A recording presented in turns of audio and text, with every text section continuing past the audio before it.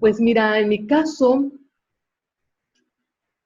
como a mí me faltaban ya como, no sé, un mes, algo así para terminar, yo empecé a trabajar en una fundación, Save the Children. Yo no empecé a trabajar como directamente como actriz en montajes. No, o sea, tenía que trabajar, pues, ¿no? Digamos, formalmente y recibir un sueldo cada 15 días, ese tipo de cosas, Exacto. ¿no? Entonces, yo lo tenía claro y esa era mi realidad y pues a vivir lo que te toca, ¿no? Lo que uno elige de fin de cuentas. Ujú. Yo trabajé en esa fundación, que es ahí habíamos un equipo de artistas plásticos, pedagogos, psicólogos, en el caso del teatro, e íbamos a las escuelas del centro en situación de vulnerabilidad, de violencia, y nosotros dábamos talleres a partir de nuestra rama, Ujú. para promover los derechos de los chicos. Entonces, eso, no me dediqué a castinear, no me dediqué a buscar más obras de teatro. Me tocó en ese proceso que estuve en la fundación, sí tratar de hacer proyectos con unos amigos, pero para mí era difícil que atender el trabajo, la familia, entonces Sí. tenía que decidir, ¿no?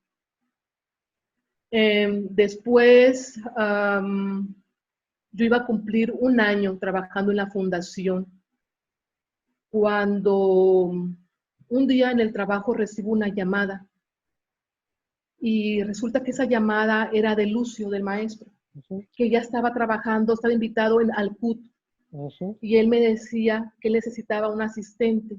Me decía, vente, flaca, a trabajar conmigo, ¿no? ¿No? Y Sí, entonces para mí pues fue una gran sorpresa y una invitación que me abrió las ventanas de nuevo al teatro desde otra perspectiva. Renuncié a la fundación ujú. y me fui con Lucio a asistirlo al CUT. Y entonces ahí estaba en el teatro desde otro lugar, ¿no? Exacto. Y bueno, estar ahí pues te obliga a ir a ver teatro, es otra cosa, Ujú. ¿eh? Ya lo sabes, ¿no? Y aparte un lugar complejo, que es desde Exactamente. el otro lado. Una cosa es estar de público, otra cosa es estar de actor, pero estar desde el lado del maestro también es otro lugar con enseñanzas muy distintas. Así es, ¿no? Y cuando uno va empezando en ese nivel, ¿no? Porque ya no era el taller con los niños, era con chicos de una licenciatura, ¿no? Uno empieza a mirar el proceso de otra manera y a entender también el proceso que uno llevó, ¿no? Esas dos cositas, porque prácticamente, o sea, tenía un año que había salido, casi un año que había terminado la carrera, estaba casi recién salida. Ujú. Entonces uno trae todavía como cositas muy frescas. Y eso, descubrir los procesos desde la docencia en un nivel profesional, que es muy diferente a estar con niños en una situación totalmente distinta, ¿no? Sí. Sí. ¿Estuviste eh, 3 o 4 años ahí En en el el CUT? CUT, 2 años que yo 2 años, recuerde, ¿verdad? Que fueron los ajá, años que estuvo Lucio. exactamente, que todo empezó como un plan piloto que tenía el Ajá. CUT de poder ampliar, así lo recuerdo yo, de poder hacer como, pues más, ¿qué se puede decir? 2 grupos. Dos grupos, Ujú. ¿no? Entonces fue así como entramos. Después Lucio se va a Brasil. Yo me quedo sin trabajo en el CUT. y, y entro a una secundaria pública de la SEP a trabajar. Entonces, cuando yo estaba en el CUT, también lo asistía en Casa Azul. Y sí, era Casa Azul, CUT y ENAD.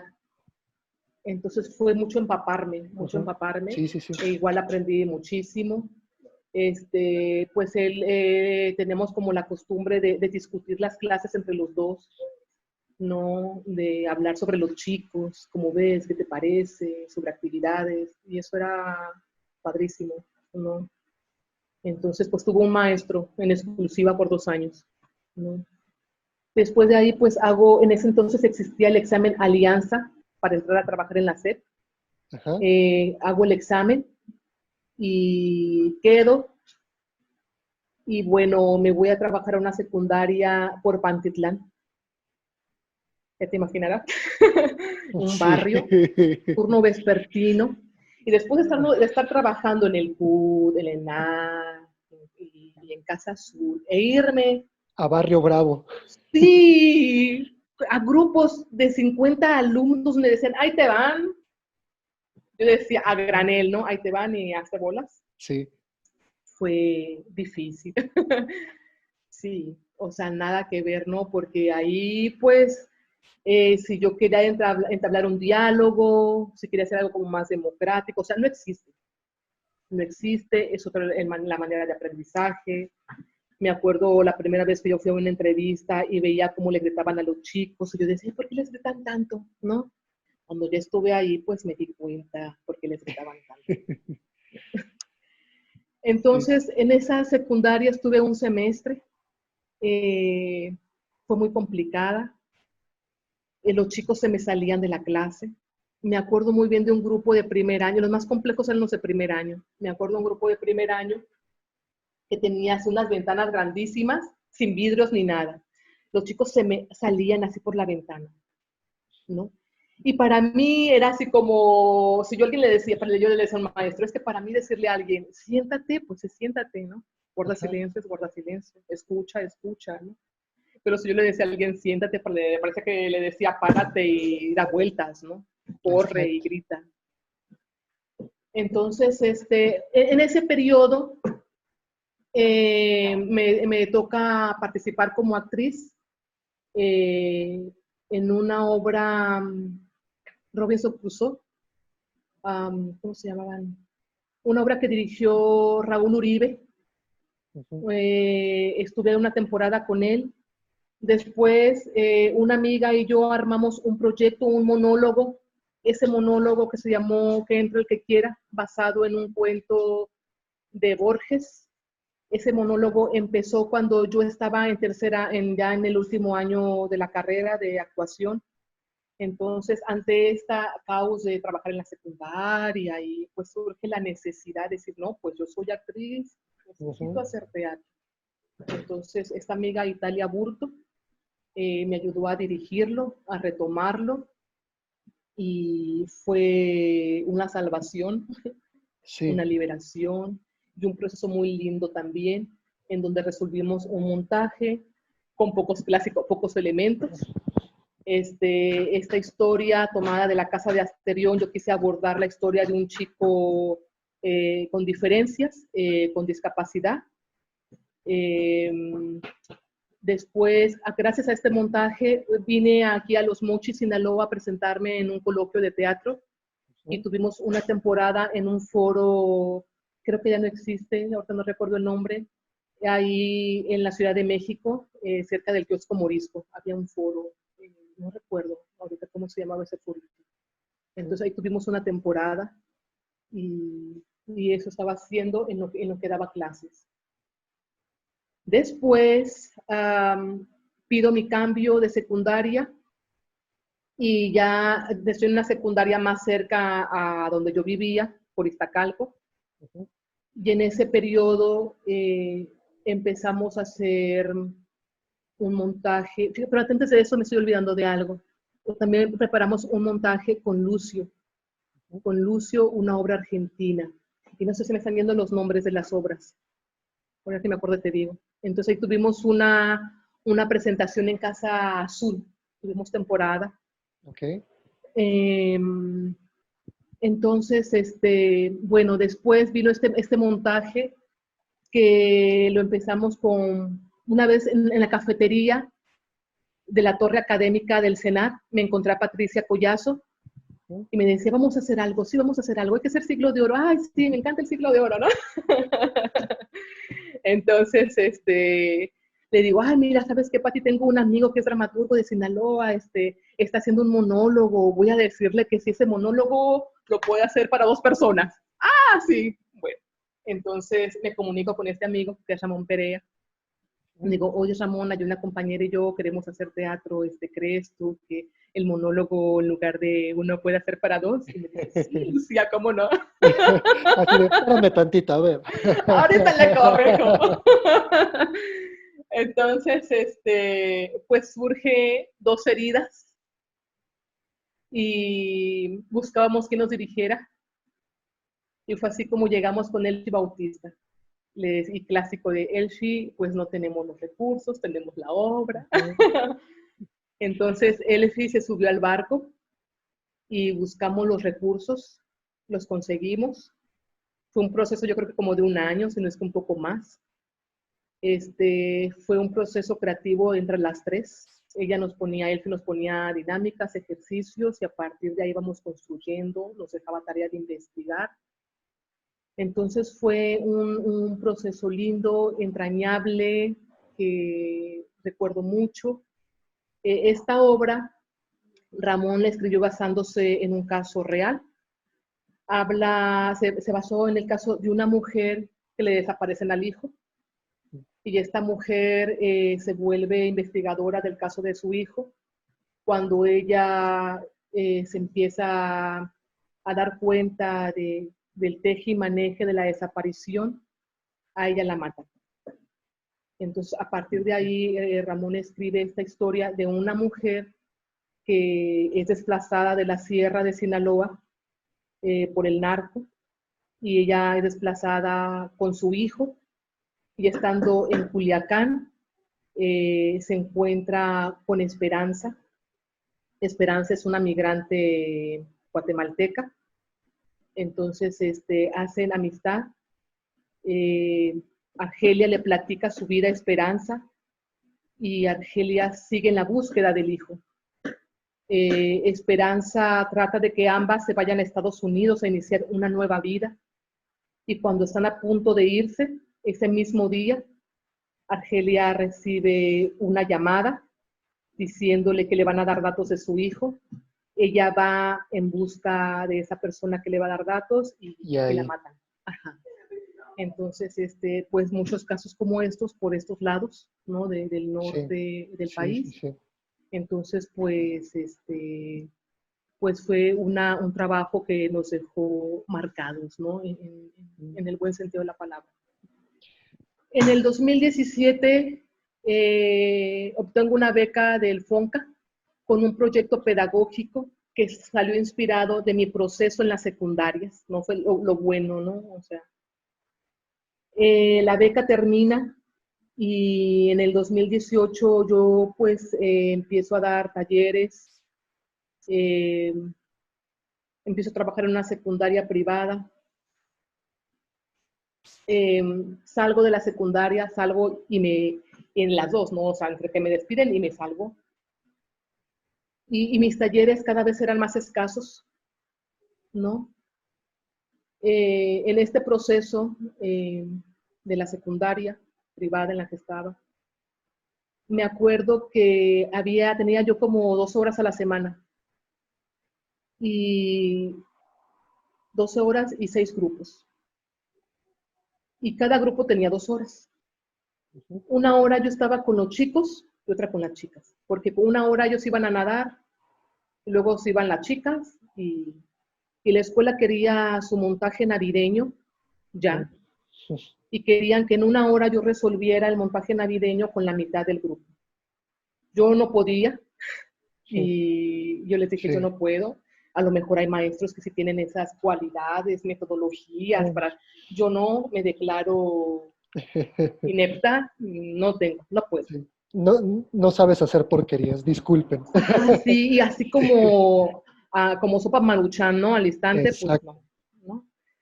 Entonces, pues, les dije, pues, busquen otro maestro, pues yo no soy el maestro que ustedes necesitan. Y bueno, me di cuenta como esta dificultad laboral, y también de cuestiones personales, ¿no? Uno se empieza a hacer muchas preguntas. Lucía, ¿qué quieres terminar toda tu vida? Esto que haces aquí lo puedes hacer en Mazatlán. Entonces, pues, esa situación laboral, la situación personal, de estar buscando, ¿no? Pagar renta, o sea, son muchas cosas que hay que cubrir. De repente se hacía casting, ¿no? Me tocó, cuando estaba en este proyecto entre la beca y terminando la beca, me tocó hacer un comercial, me tocó hacer un corto, ¿no? Que mi situación de becaria me permitía el tiempo, ¿sí? pero Lucía tenía que volver a tener un trabajo, ¿no? Esa era mi percepción, ¿no? Sí. Entonces decía yo, Lucía, esto que haces aquí, esto que ganas aquí, lo puedes hacer allá. Entonces yo en el 2018, en diciembre, vine a dar un taller aquí en Mazatlán y de paso me traje mi currículum. Y entonces era llegar y meter currículum, ¿no? Y me di cuenta que dije, bueno, Lucía, pues no tienes como los contactos, entonces, tienes que venirte y tienes que picar piedra, ¿no? La diferencia en la Ciudad de México es que vas a llegar con la familia, vas a estar más tranquila en lo que tú consigues algo. Exacto. Entonces dije, te vas, te regresas a Mazatlán. Y me regresé en marzo del 2019.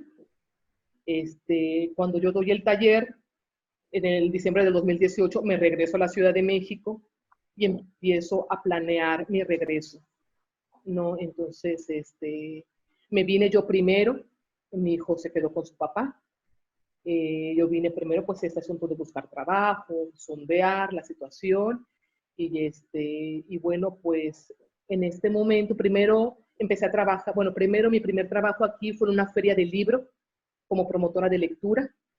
Después empecé a trabajar en un asilo de ancianos. Y después, en septiembre del 2019, entré a trabajar en un programa federal que se llama Semilleros Creativos Cultura Comunitaria. Ahí soy docente de teatro. Como yo ya entré como, pues no cuando se lanzaron las convocatorias, entonces a mí me tocó llegar a un lugar que se llama Escuinapa, Sinaloa, que está al sur de Sinaloa, a hora y media de Mazatlán. Sí. Entonces, ahí retomo de nuevo mi tarea teatral como docente, buscando alumnos, buscando un lugar donde impartir el taller, y estar haciendo teatro comunitario también es una experiencia totalmente diferente. Estar en un lugar que no conocía, que no conozco del todo, que es Escuinapa, un lugar en donde pues no hay como una cultura de la cultura. No existe una cartelera. Sí, en Mazatlán, Culiacán y Los Mochis es escasa, escasísima, pues bueno, ahí lo es más. Es un lugar relegado culturalmente, ¿no? En cuestiones artísticas. Entonces eso pues sí complica de alguna manera la actividad, pero a su vez es interesante porque ahí donde está el reto, donde está la dificultad, está el reto y la minita de oro. Yo hasta este momento, bueno, no, a ver, digamos, como actriz o como hacedora de teatro, en este momento no he arrancado yo como un proyecto en concreto. Fuera de mi trabajo como semillerista, aún no he arrancado un proyecto en concreto, ¿no? Ya con gente, ¿no? Formando un grupo, todavía no. En cuanto a la actividad, ahí lo voy a decir. Hay mucha gente haciendo, hay gente haciendo teatro. Sí. Pasa como pasa en la Ciudad de México, ¿no? Digamos que la cultura se capitaliza. Se capitaliza más en Culiacán, ¿no? Es mi percepción. Aún así, si tú le preguntas a un culiche, un artista culiche, te va a decir, no, hace falta un montón, ¿no? Aquí en Mazatlán, en este nuevo reencuentro, porque yo cuando me fui puse como una cortina, no soy un poco extranjera en mi propia tierra, ¿no? Entonces lo que he logrado percibir, pues muchos recursos se van para el lado del carnaval, sí, ¿no? Entonces quedan desprotegidos otros tipos de proyectos.